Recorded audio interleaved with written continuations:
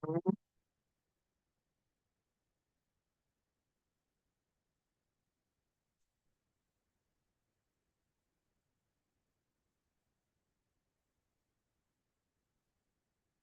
siya, check naman. So may pregnancy, meron siyang regarding yan sa mga urine preg test, serum beta HCG, yung TVS, transabdominal, mga chorionic villus sampling. Na-discuss ba itong mga to? Di po, Dok. Ayan, yung mga percutaneous umbilical blood sampling, mga chordocentesis, fetal Hindi blood po. sampling. Wala pa kami dyan, Dok.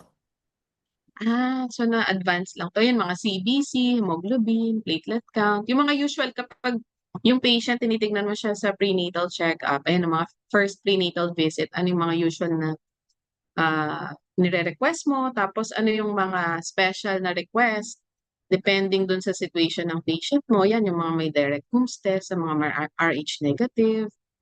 Yan, urinalysis, urine culture, HIV screening. Ito, HEPA, napag-usapan naman na natin to. So, dadaanan lang natin siya ulit.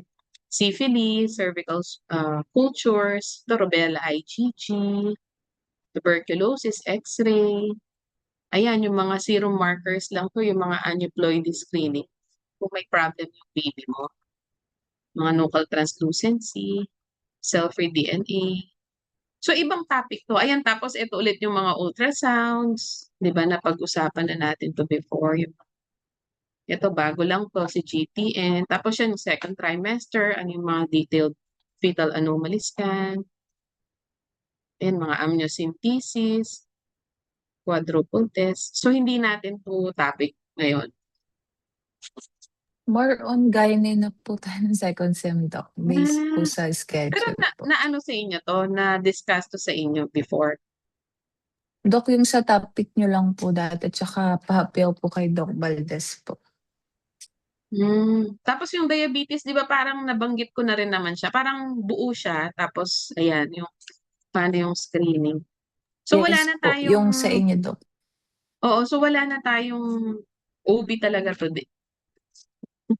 Wala Sana na po. pala, hinabaan ko yung gynae, charing. Dok, kung Akala ko okay talaga lang po ba, pwede pong makahingi po ng copy po yung copy nito. Oo, maganda kasi to. Minsan, ito yung mga natatanong kasi, pinili ko na lang, hindi na lahat. Para ito, di ba, napag-usapan naman natin itong mga second trimester ultrasound. So, hindi ko na masyadong nilagay. Yung mga hindi natin napag-usapan noon, ayan, sinama ko yung amniotic fluid, ayan, mga cervical length. Tapos yan, sa third trimester, ano yung usual? Ito, palagay ko may nag-discuss antepartum fetal assessment, yung mga non-stress test, biophysical, na ano to, Doppler velocimetry. Na-touch po konti ni Doc Trinidad po, Doc, dati. Okay. Ayan yung mga, so parang nakakaintindi na kayong kaunti ng mga non-stress test. Dok, hindi po shinow yung graph sa amin. Kumbaga, it just, In-explain lang po yung Pero MSK, para Doc. sa akin, Dok, okay lang naman pong i-tackle yung na-prepare nyo. Kung okay sa class. Sa akin, okay At lang. tanong muna natin sa class kung okay kasi para siyang mga supplement dun sa mga dating pahapyaw. Akala ko kasi na-discuss na to before, itong mga uterine contractions, NST, accelerations. Ito kasing mga iba na to, like ito, itong mga early decelerations, natatanong kasi yan minsan eh. Pero kung napahapyawan naman na, pwede na. Ayan, mga NSD, yan kasi yung mga dati nating parang dinaanan lang, nilagpasan lang natin sila.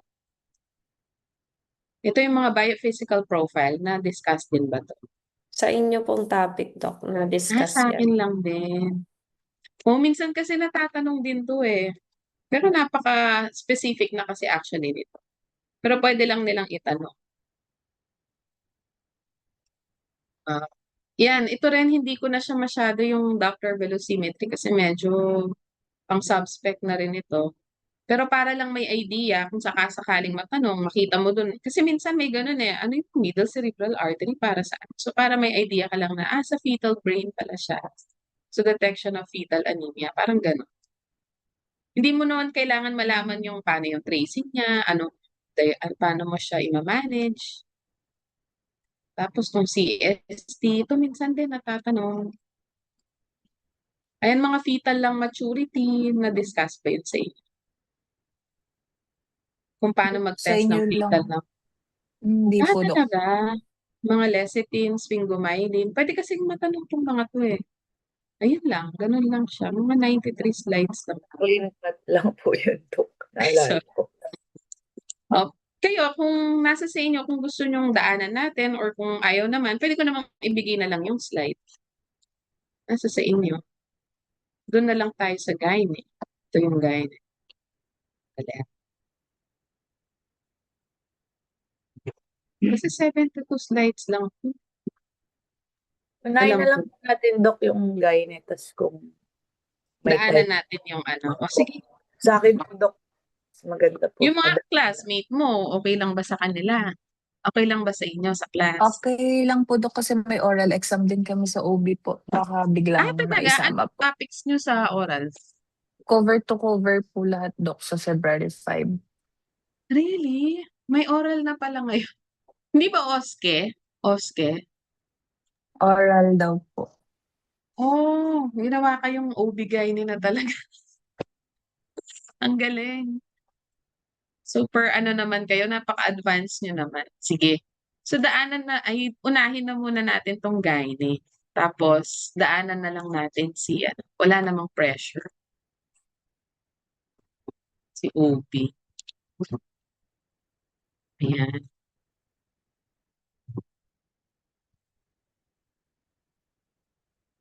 So okay na. Start na tayo. Okay. Bali, this one, the topic is regarding diagnostic procedures in preoperative evaluation and gynecology across the women's lifespan. So, ang pag-uusapan natin dito, kung ano yung mga pre-op evaluation, which means, kunwari, yung patient will undergo surgery, no? Kung ano yung mga usual na laboratory or diagnostics na nire-request ng doctors, and also gynecology across the women's lifespan. So, depending kung adolescence, reproductive age, menopause, malalaman natin doon, no? Kung ano yung mga specific na diagnostic exams na kailangan depending on the symptoms of your patient. So, hindi naman tayo masyadong magfo-focus dun sa mga symptoms. More on dun tayo sa mga diagnostic and laboratory. So our objective is of preoperative laboratory testing to identify the conditions that may alter yung perioperative management. This is to detect the previously unrecognized asymptomatic disease, define the severity of known medical conditions, and assist in perioperative planning and anesthetic risk stratification, and determine the optimal timing of elective surgery. This is a guiding principle is that any preoperative test ordered should have the potential to change the perioperative management. So meaning, lahat ng mga nire-request natin na labs, diagnostics, hindi lang basta-basta nire-request yun. May reasons behind that. No? Yun yung mga pag-uusapan natin. So screening versus indicated preoperative testing, screening are ordered to uncover unsuspected disease in an asymptomatic patient. And indicated tests are driven by abnormalities identified through history and physical examination or known comorbidities. Because excessive routine testing increases healthcare costs and exposes the patients to downstream harm without improving outcomes. Actually, dito tayo kino-consider na mas magaling, no? Hindi naman sa bias, compare sa ibang bansa. Kasi sa ibang bansa, they're more on lab test sila, diagnostics. Pero tayo kasing mga Filipinos, nasanay tayo. Yung mga patients natin, wala silang masyadong pera, no? So, ang ginagawa natin, instead of testing them clinically, we're assessing the patient, no? Tapos kung magpapa-labs ka man, it's just to confirm it. And then, kasi yung budget niya, gagamitin na yun for the treatment na. Kaya, mas maano yung mga Filipino. Okay? So what are the core preoperative laboratory tests in gynecology? The complete blood cell count, which is the most major gynecologic surgery for the indications, and if the patient has history of anemia or anticipated blood loss. So this establishes the baseline of the hemoglobin and identifies anemia or infection that may affect surgical risk. For example, before tayo mag-OR, we will check the hemoglobin muna, no? If it's okay, so we can proceed. Pero kung mababa, so we will give medications or we may do blood transfusion depending kung anong level ng anemia niya. And also, para makita natin kung merong infection yung patient so that we could treat before we do the surgery.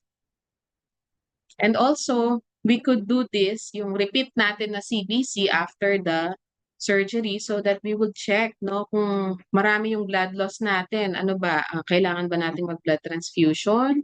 Or okay lang ba yung patient? No? So, ganun, ka-importante yung CBC natin. The blood type and antibody screening for the indication is for the major procedures, especially sa mga hysterectomy, no, tatanggalin yung matres, myomectomy, tatanggalan yung myoma kasi usually napakadugo no, yung myomectomy. This will ensures availability of compatible blood, critical for timely transfusion during intraoperative hemorrhage. So usually pag mag-OR tayo, meron tayong naka-standby na blood. No? At most is 2 packs, no? Fresh whole blood or pack RBC. So yun, anytime nag-OR ka, naka-ano na yun, naka-cross-match na. So mag-bleed ka man during your operation, mapapa-pull out mo lang yung blood, then transfuse siya kaagad. So coagulation studies, the PTA-PTT, the indications is history suggestive of bleeding disorders and anticoagulant use or liver disease. But the routine testing is not cost-effective. So menstrual history is often sufficient to screen for coagulopathies. So malalaman mo dito kung ang patient mo madali ba siyang mag-bleed. Kasi kapag medyo abnormal yung results natin, magsususpect ka na, maano to, magiging madugo tong OR namin. So anong kailangan mong gawin? More blood preparation, yun, depende, no? Vitamin K, depende. So preoperative testing should be tailored based on patient age, extent, and invasiveness of surgery and comorbid conditions. So meron tayong surgery na minor, di ba? At saka major surgery. So pag mga minor, usually, depending sa age ng patient. Dito sa atin, 35 years old or 40 years old, din tayo nagpapa-CP clearance, no? Before tayo proceed to any operation. Kaya ito yung mga tinetest natin. For example, renal function test, the BUN-CREA, is for the age more than 40 years old, or if the patient has known or suspected renal disease, or plan to use a renally excreted antibiotics para meron tayong baseline. Serum electrolytes for the indication for the diuretic use, the renal or cardiac disease, and conditions affecting fluid or electrolyte balance like vomiting, diarrhea, and bowel obstructions. Sa atin to, pag gyne, especially at reproductive age, regardless kung anong history ng patient, kahit sabihin niyang wala siyang naging partner or wala siyang current partner, we should do pregnancy test. No? Indication is for the reproductive age women with potential pregnancy risk. So key points, the history-based pregnancy risk questionnaires may be used in adults. Kaya lang kasi minsan yung mga patient, hindi rin reliable, no? Kaya ang pinaka-safe na lang na gawin is do pregnancy test na lang.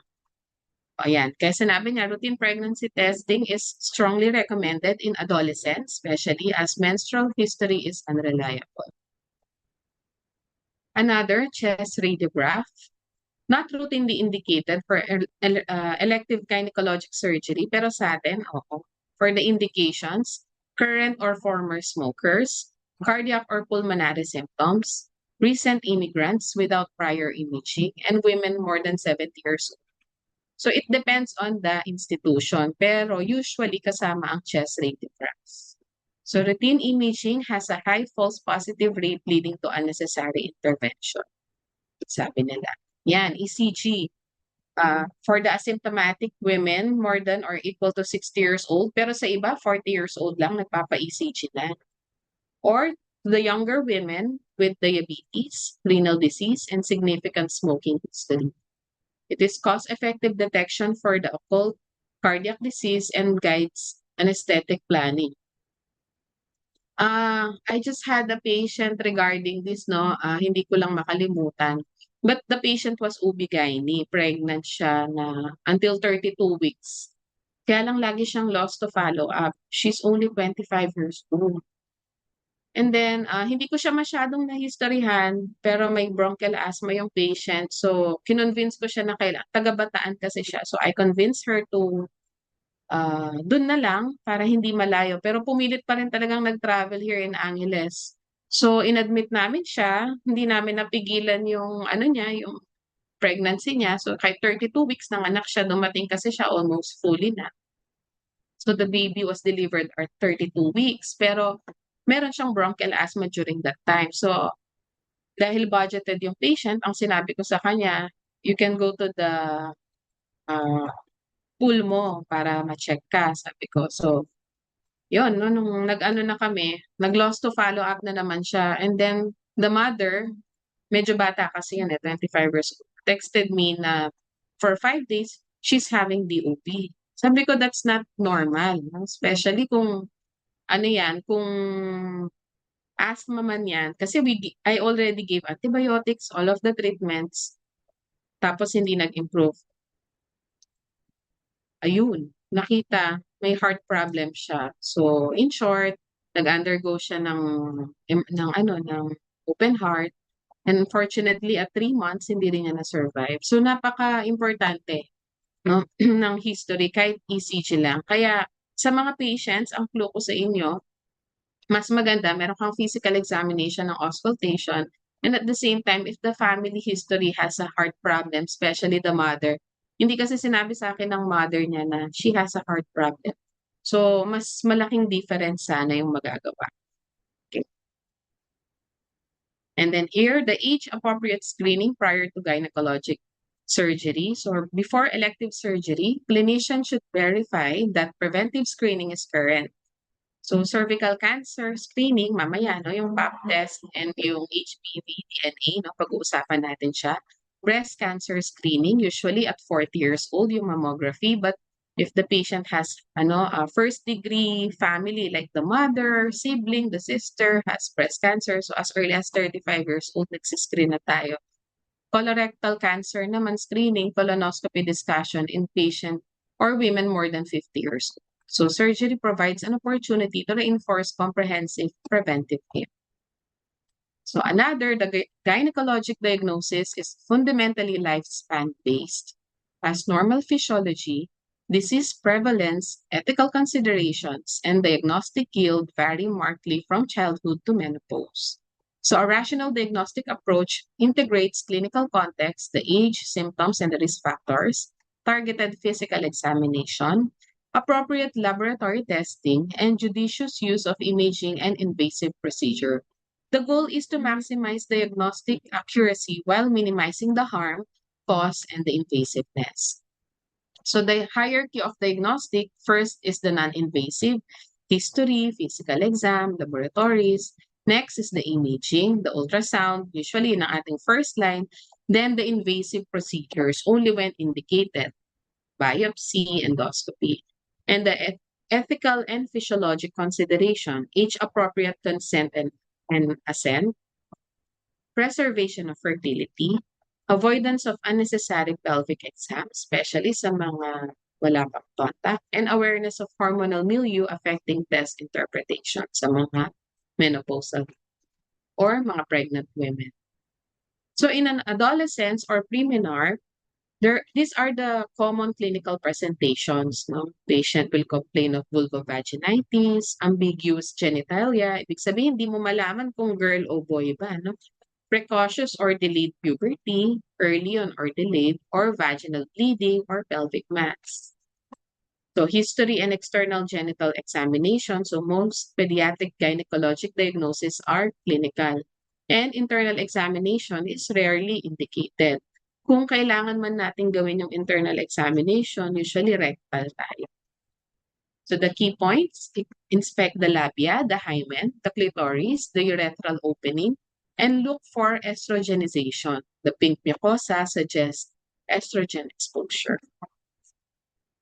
So for the laboratory investigations, we have the hormonal assays, the FSH, LH, estradiol, TSH, prolactin, and 7-hydroxyprogesterone. Para saan to? This differentiates the central versus peripheral puberty. No? Pag nag-identify tayo, anong klase siyang problem? No? and identifies the congenital adrenal hyperplasia or ovarian tumors. Next, the karyotyping. Indications for the ambiguous genitalia or the primary amenorrhea. So this detects the chromosomal disorders such as Turner syndrome. Diba? Si Turner syndrome, ang kanyang karyotype is 45XO. Mga Klinefelter, mukha silang babae, pero kapag kinaryotype mo, male. So, ganun siya. Ganun ka-important. For the imaging, usually we do the pelvic ultrasound or transabdominal, which is non-invasive, to assess the uterus, the presence of it or the absence, if there is an ovary or masses, or the uterine size correlates with estrogen exposure. Another, for the adolescents or post-menarche to early 20s, the common clinical presentations, yan, pag pinupuntahan ka sa OPD, these are the usual problem, the abnormal uterine bleeding, no, irregular menses, primary or secondary amenorrhea, bigla na lang nag-stop yung menses nila for 2 to 3 months, dysmenorrhea, which is very severe, minsan, pelvic pain, and hyperandrogenism. Yung napapansin, ma-acne, mabubog sila, nagkakaroon sila ng yung male pattern baldness. So usually the diagnostic procedure, since this is already post-menarche to early 20s, this is reproductive age pregnancy test. You can do the urine or the serum HCG. It is mandatory in all post-menarche patients with bleeding or pain to exclude pregnancy-related emergencies. So for the evaluation of abnormal uterine bleeding, the usual is CBC for the anemia assessment, PTA, PTT if we are suspecting coagulopathy or problem with the blood, and TSH or the thyroid hormones. Because adolescents commonly have an ovulatory cycles and von Willebrand disease must be ruled out. So hormonal evaluation for amenorrhea, where we are requesting for the FSH, LH, estradiol, prolactin, TSH, and total free testosterone and DHEAS. This will only distinguishes hypothalamic, pituitary, ovarian, and uterine causes. Again, pelvic ultrasound is the first-line imaging for ovarian cyst, PCOS, and Mullerian anomalies. Yung mga minsan, wala pala silang uterus. Okay. So for the reproductive age women, the common clinical presentation, infertility, again, abnormal uterine bleeding, pelvic pain, vaginal discharge, pelvic masses, and cervical pathology. Ayan. For the cervical screening, we have the pap smear, cytology. This is to detect the pre-malignant cervical lesions and reduces cervical cancer mortality. While the HPV testing identifies the high-risk HPV types and guides screenings intervals. So cervical cancer screening aims to detect precancerous lesion and early cancers before they become symptomatic, allowing treatment that significantly reduces the cervical cancer incidence and mortality. Screening strategies combine cytology, which is the pap test, and the HPV testing, guided by age and individual risk factors. So in pap smear involves collecting cervical epithelial cells for microscopic examination to identify the dysplasia or malignant transformation. So indication, women at the age of 21 to 29 years old, and as part of co-testing with HPV in women aged 30 to 65 years old.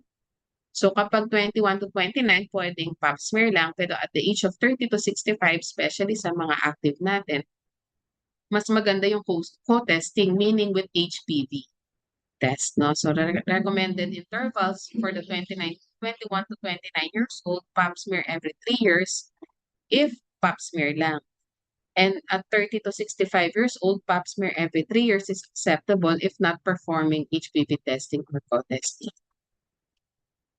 Dok, ano pong meaning nung sa co-testing po? Co-testing yung dalawa sila. Ito sila yan. Si HPV testing tsaka si pap smear. Kaya co-testing sila. Combination. Sige, makikita nyo mamaya later kung ano yung sinasabi niya dito. Ayan. Si HPV testing, ganito yan. HPV testing detects high-risk HPV. So, sasabihin niya kung at risk ka of HPV 16 or HPV 18, which are the ones causing the cervical cancer. Ayan, or causally linked to the majority of cervical cancer. So, indication nito is 30 to 65 years old. So, the primary HPV testing is every 5 years. Ayan, no? Alternatively, co-testing. So, HPV plus pap smear every 5 years is acceptable, or a pap smear alone every 3 years. But some guidelines, meron na ngayon yung self-collected HPV testing as an acceptable alternative. No? Meron na siyang ganon, pero hindi pa ako naka-encounter. Okay? Okay na ba yung question mo? Co-testing, HPV plus pap cytology. Okay. So, ang sabi, pwede itong co-testing every 5 years or pap smear alone every 3 years.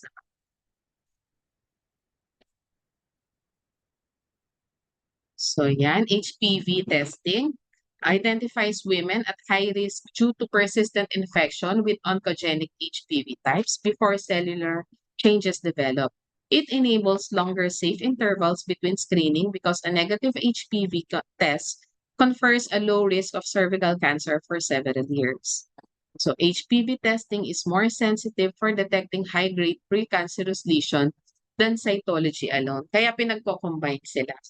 Nagko-co-testing. So, yan lang yung summary kanina, no? At 21 to 29, pwede tayong pap smear every 3 years. At 30 to 65, either primary HPV test every 5 years or kahit pap smear lang every 3 years or co-testing tayo, no? Yung combination of HPV and pap smear every 5 years. So, if the patient is more than 65 years old, stop if adequate negative prior screening. So, meaning, for example, meron na siyang in the past years niya, meron na siyang 3 negative, so we can stop naman na. Pero if for example, yung 65 years old natin, talagang may problem siya sa, sa cervix like CIN, no, yung mga problem na ganon, still, continue pa rin yung screening.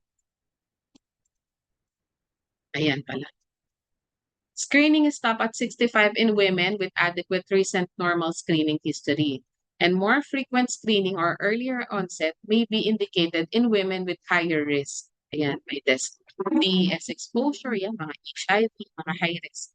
And HPV vaccination does not replace screening. So vaccinated women should follow age-appropriate screening. So kahit na-vaccine ka na, still kailangan pa rin natin mag-test or mag-screen. Another is the colposcopy and cervical biopsy. This one, the indication is for the abnormal cytology. For example, dun sa pap smear mo or dun sa HPV test mo is positive or abnormal. So, the next procedure is colposcopy.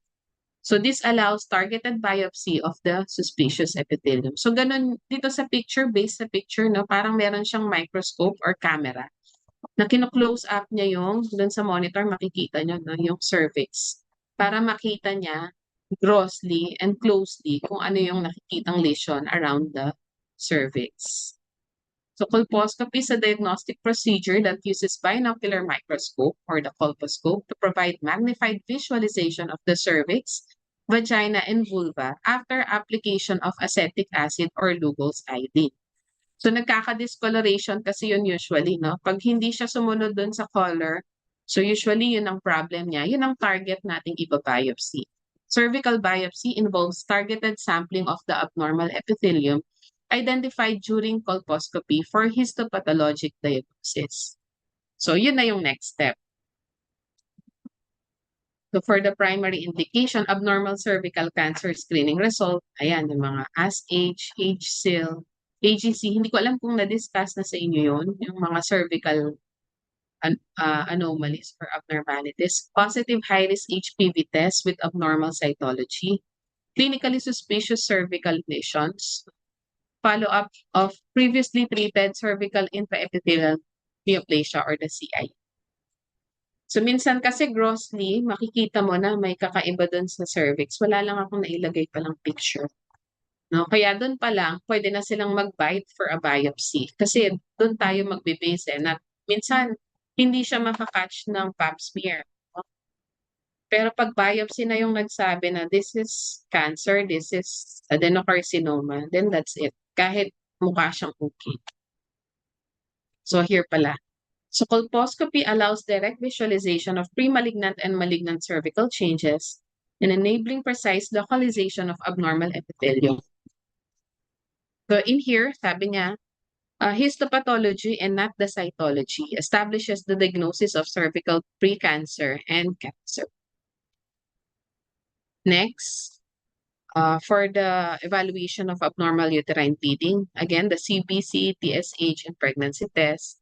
Then we will confirm it with transvaginal ultrasound and do endometrial biopsy, especially if the patient is more than 35 years old, no?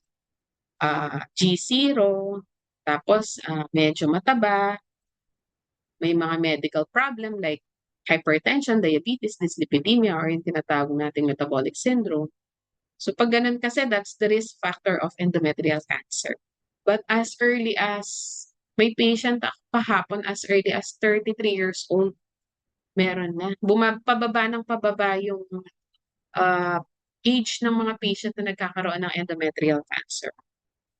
So in here, kung doon sa isa, ang binabiopsy natin is yung cervix, dito naman yung endometrium or the lining ng uterus to exclude the malignancy and the structural causes.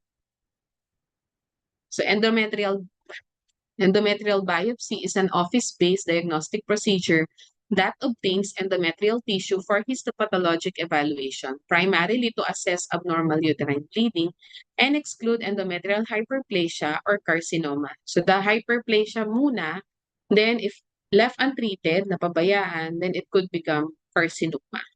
So yun mga indication natin, abnormal uterine bleeding in women more than 45 years old, especially with risk factors of endometrial cancer, yun nga mga obesity, PCOS, diabetes, unopposed estrogen exposure, to mga postmenopausal bleeding natin, surveillance of known endometrial hyperplasia. For example, she was diagnosed with endometrial hyperplasia before, tapos nag-medical management siya, then after 3 months, usually nagre-repeat tayo ulit ng biopsy para makita natin kung nagre-respond ba yung patient dun sa medical.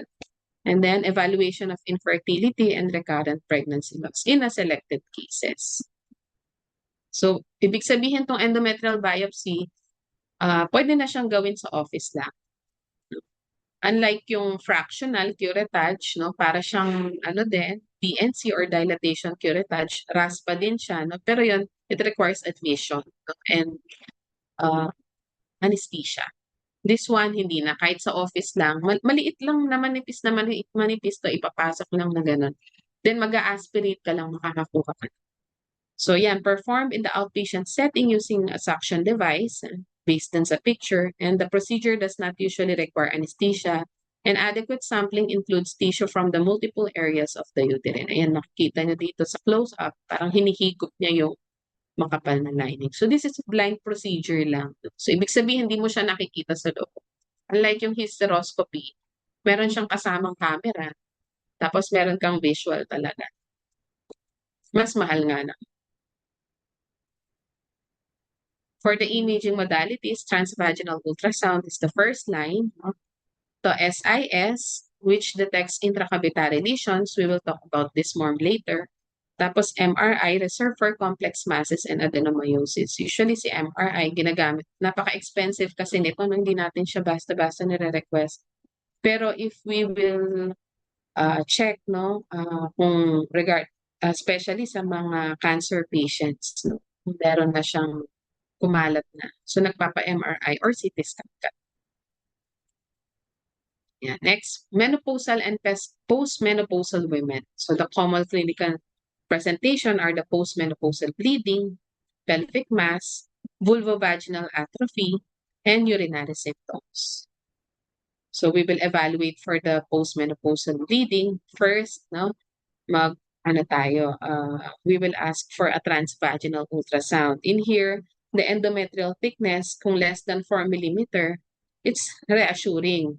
But if example, it is more than 4 mm and then yung patient may bleeding siya, so usually, ina-advise na natin siyang for endometrial biopsy. But if the patient is on reproductive age, yung 4 mm is okay, depending kung anong cycle siya. Pero sa mga postmenopausal women, it is expected na dapat less than 4 millimeter lang siya. Dapat, no? So, early detection of endometrial carcinoma. And usually the tumor markers, CA125, HE4, nice to know lang yun. These are adjunctive but not diagnostic, used in risk stratification of ovarian masses.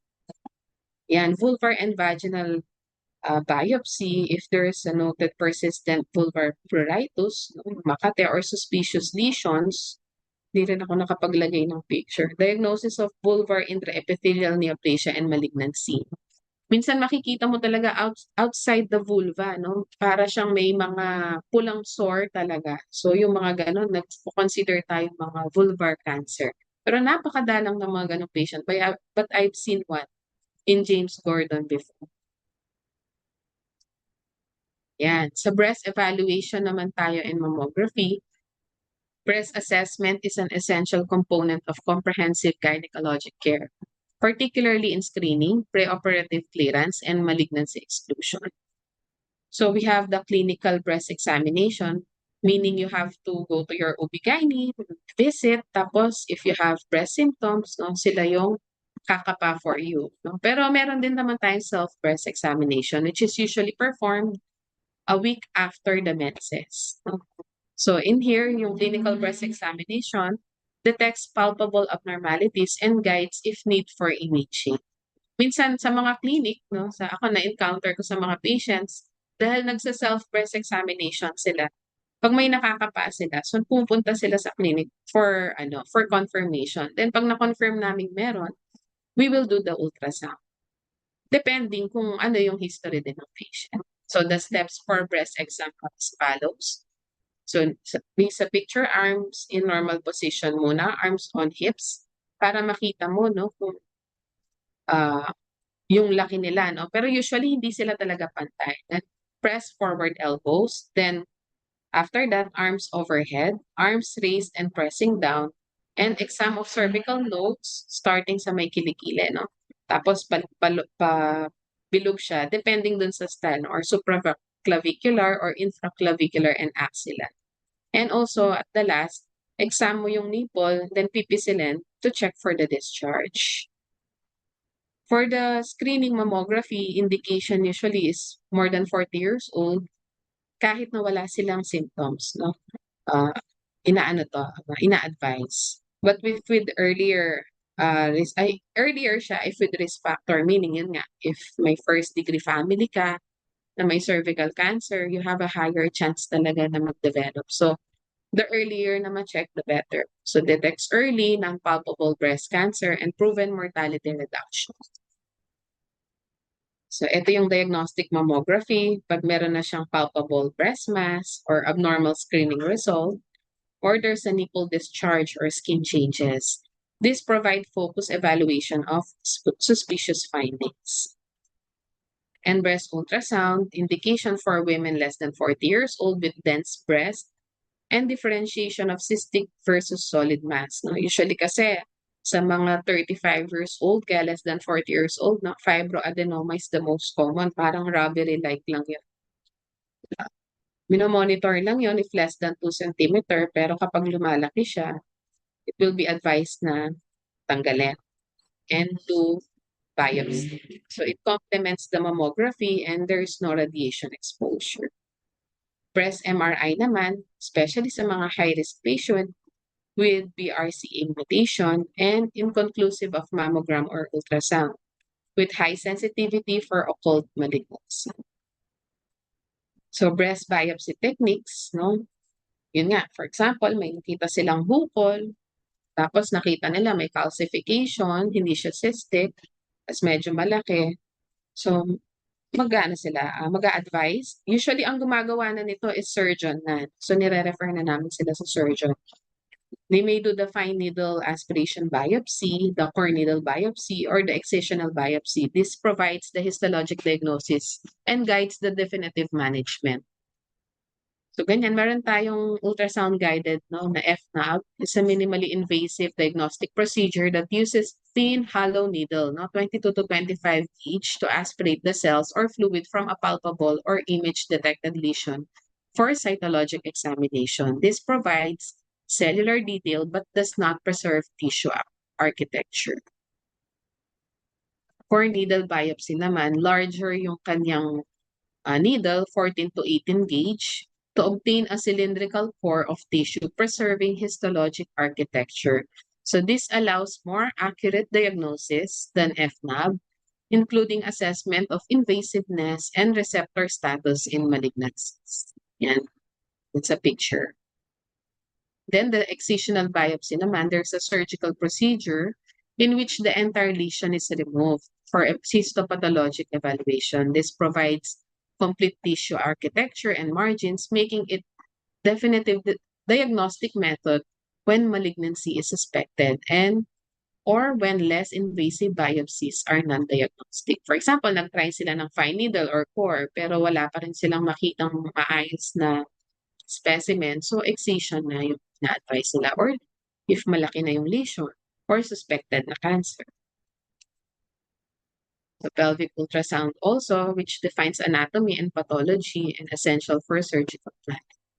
So we have different kinds of ultrasound. No? We have the transabdominal, transvaginal, transrectal, and transperineal or translabial. No? Sa perineum siya or dun sa kanyang vulva, dun yung ultrasound. For the transabdominal scan, the ultrasound probe na natin. Sige. Linear, no? Nakapatong lang siya dun sa skin, above the skin. The abdomen with full bladder dito as an acoustic window pushing the bowel loops. The panoramic from above with good access to pelvic structure extending to the false pelvis or the abdominopelvic uterine and ovarian masses. So for example, malaki yung ovarian mass mo, transabdominal scan is better. Pero they will also do the transvaginal. Sound attenuation by abdominal wall with urinary bladder urine as acoustic window and cannot define small structures, especially yung mga follicles, endometrium. Kaya mas gusto natin yung transvaginal. This is endocavitary. Ibig sabihin, ipapasok siya with high frequency probe. So, inserted at the vaginal canal. This one naman, empty bladder naman by naman. So, there's a detailed image of nearby structures of the true pelvis. No attenuation of sound to uterus, endometrium, cervix, and ovaries are accessible. But it cannot access pag medyo mataas na sa mga abdominopelvic uterine or ovarian masses. So, hindi siya makikita. Ang alternative, if the patient wala pang contact, no, young age, pero kailangan talagang ma-ultrasound, is the transrectal. So, endocavitary pa rin siya, ipapasok naman sa puwet, the rectum. Again, a detailed image of nearby structures in the true pelvis. And same lang siya, no? The transvaginal. Si transperineal naman, it's curvilinear low frequency probe, no? Nasa labas lang, vulvar surface, no? Doon sa vulva mo nakapatong lang siya. Panoramic view ng vaginal canal at the cervix. And vagina and the cervix accessible but sound attenuation occurs beyond and cannot access beyond the cervix. So yun lang ang na-check niya sa vagina and cervix. Usually ginagamit namin to pag merong mga perineal mass, no, yung mga Bartholin cyst. No? Di ba usually sa labas sila. So nagta-transperineal ultrasound kami request. Ayan.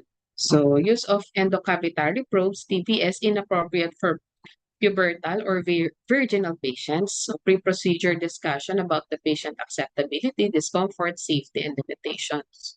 So transrectal, option for pubertal, virginal, and menopausal patient. Kasi usually pag menopause na, lumiliit na yung opening ng vagina niya. So it would be very painful for them. Kaya rectal na lang. And pre-procedure discussion about patient acceptability, then discomfort, safety, and limitations. So ano bang tinitingnan natin sa ultrasounds? Usually yung uterus, which is the most prominent landmark of the uterus. Also is the cervix, maybe anteverted, yan mga question nila. Or retroverted, midline, check for the size ng uterus, presence of abnormal masses like myoma, adenomyosis, or kung meron ba tayong endometrial thickness, kaya mina-measure siya according to menstrual phase, and check for any congenital anomalies of the uterus.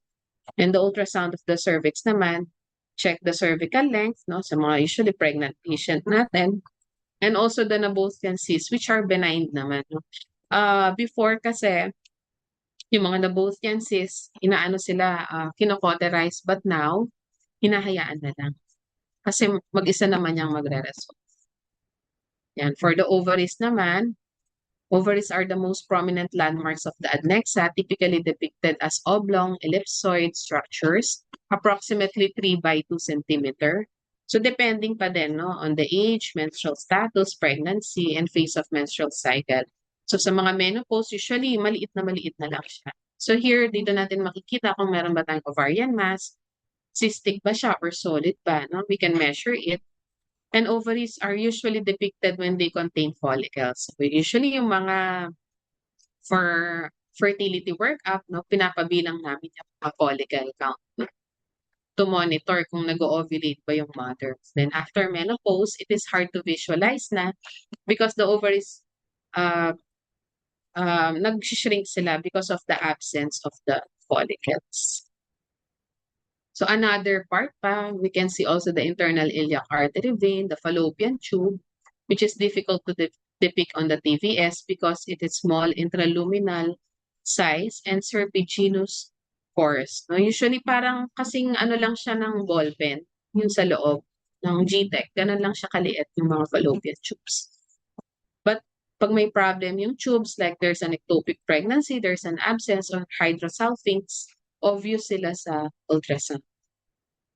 Also, the bowels are the fusiform structures contains intraluminal fluid and changes in the configuration due to peristalsis and the posterior cul-de-sac.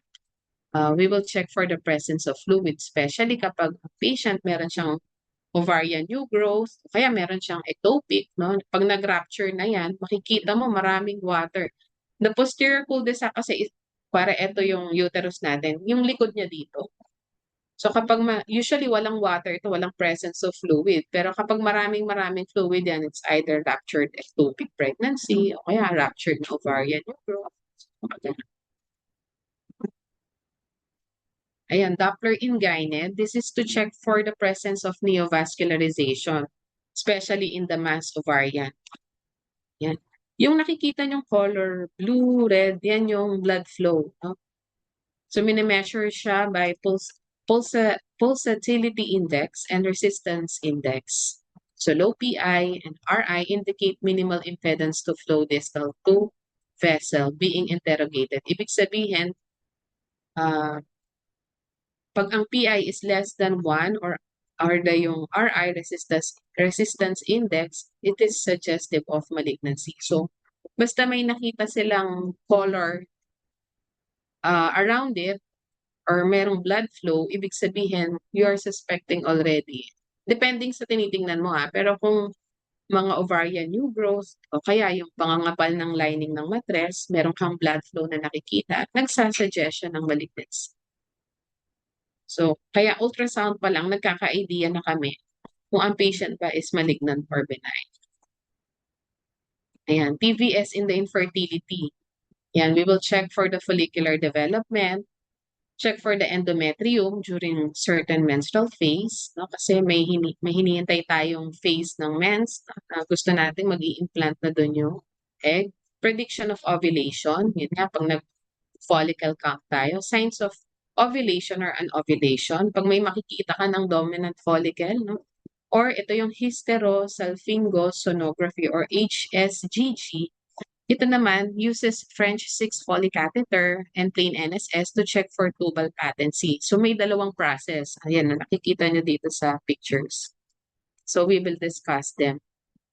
So sa hysterosalpingosonography or the HCCG, also known as saline infusion sonography with tubal patency assessment, is a minimally invasive ultrasound-based procedure used to evaluate the uterine cavity and the fallopian tube patency. The indication for this is the patient has infertility for evaluation, suspected tubal factor for infertility, and also for the assessment of uterine cavity abnormalities. If the patient has polyp, submucous myoma, intrauterine adhesions, or para makita natin why patient is having recurrent pregnancy loss. In here, the timing of the procedure, it is performed in early proliferative phase, usually days 5 to 10 of menses. And during that time, the endometrium is thin. This improves the visualization and reduces the risk of disrupting an early pregnancy. So sure tayo na hindi siya pregnant during that time. So paano yung technique niya? Magpapasok sila ng catheter. Yan, tingnan nyo dun sa picture. May catheter na maliit, yung French 6. Insert transcervically. So pupunta siya dito. And then, there's a sterile saline or echogenic contrast instilled. So, ini-injection while doing the transvaginal ultrasound. So, doon makikita yung uterine cavity, yung passage of the fluid on the fallopian tube. So, kung nagpa-pass through siya, tuloy-tuloy lang. So, ibig sabihin, hindi block yung tube niya. Tapos makikita din sa ultrasound yung flow ng water.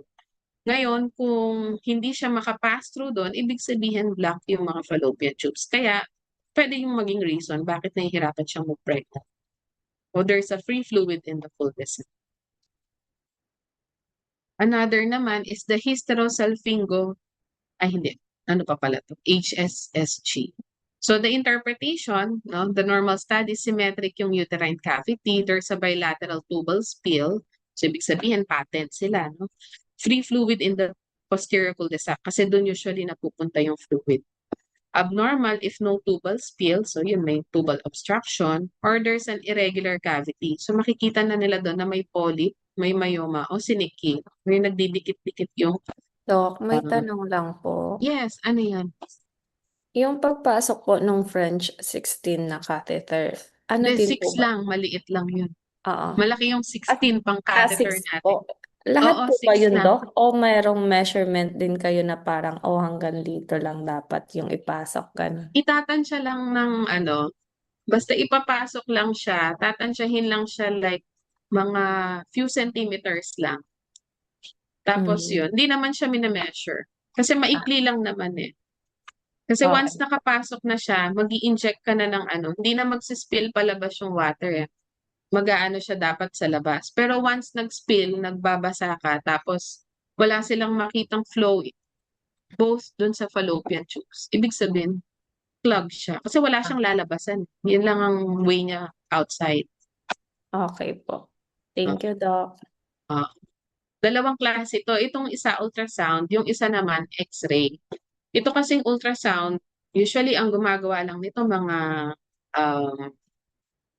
OB-sonologist o kaya yung mga radiologist na may training din naman. Kaya nilang gawin to. So, ikaw na ordinaryong OB, hindi mo siya pwedeng gawin. Pero itong isa, sorry. Pwede mong gawin to, yung X-ray hysterosalpingography.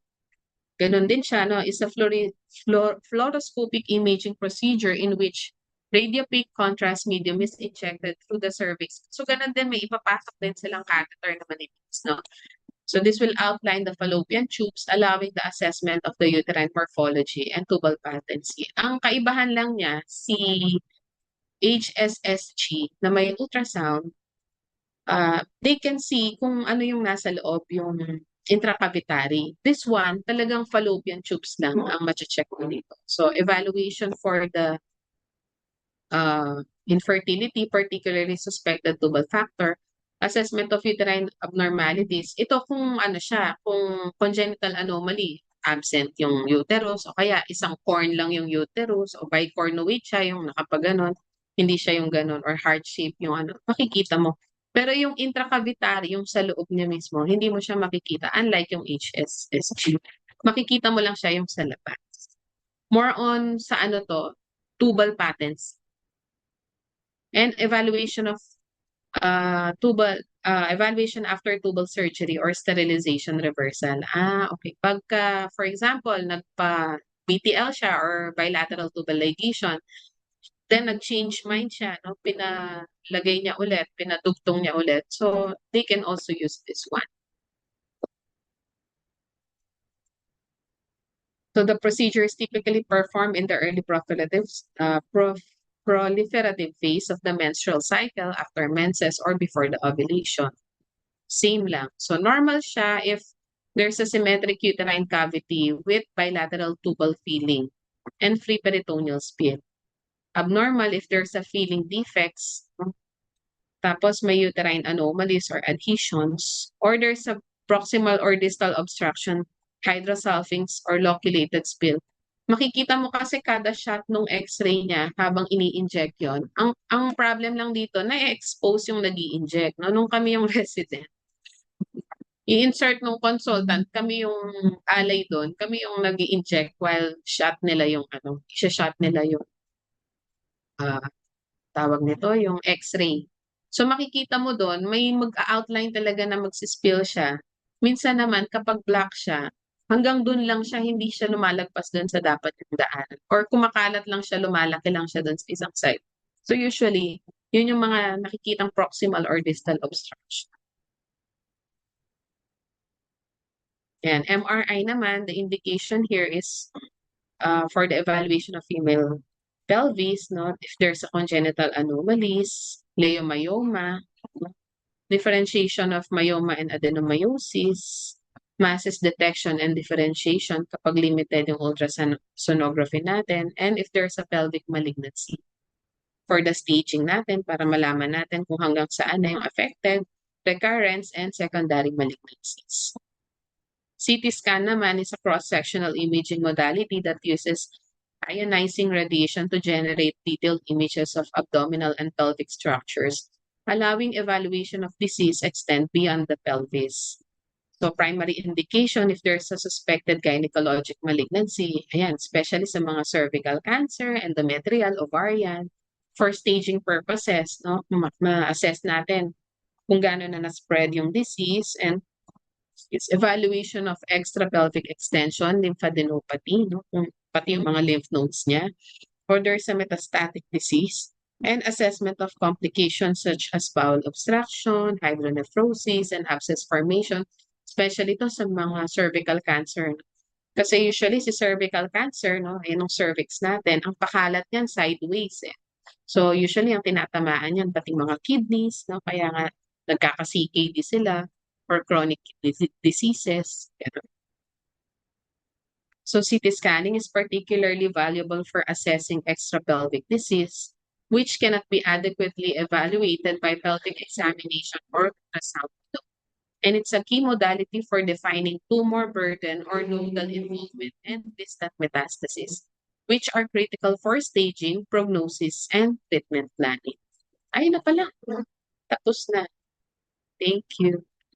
May questions? Wala po for me, Doc.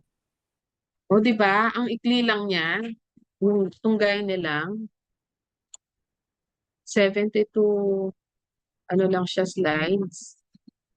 Gusto nyo i-tackle na din natin yung OB? Sayang naman. Yes po, Doc. Yes Para po. at least, parang kung napapuzzle kayo, parang pangdugtong naman ito eh. Parang at least yung mga other questions nyo before na nakalimutan nyo, ma-answer dito. Sige. Okay lang ba? Ituloy natin or gusto nyo munang mag-break ng 5 or 10 minutes para... 10 minutes, Doc. Oh, sige, sure. Sige, 10 minutes. Thank you po, Ang Doc. cancel, no? Okay, thank you. Sige, Thank 10 you minutes. po. Balik tayo ng 9:20. See you.